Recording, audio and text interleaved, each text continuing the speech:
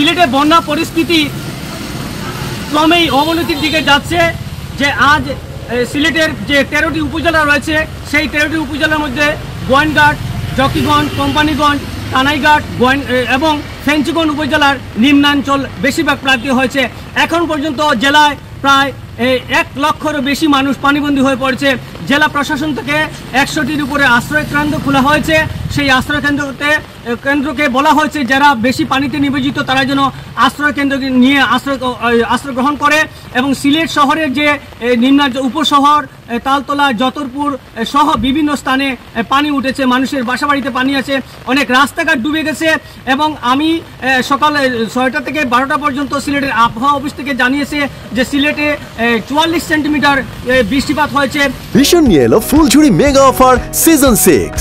এই অফারে ফ্রিজ কিনলেই পাচ্ছেন নিশ্চিত 12 সেটের আকর্ষণীয় গিফট বক্স একদম ফ্রি।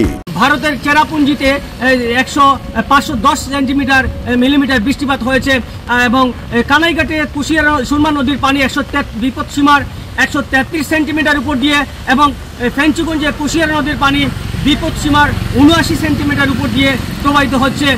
নদীর পানি বাড়ছে এবং বিভিন্ন স্থানে লোকালয়ে পানি ডুবতে শুরু করেছে।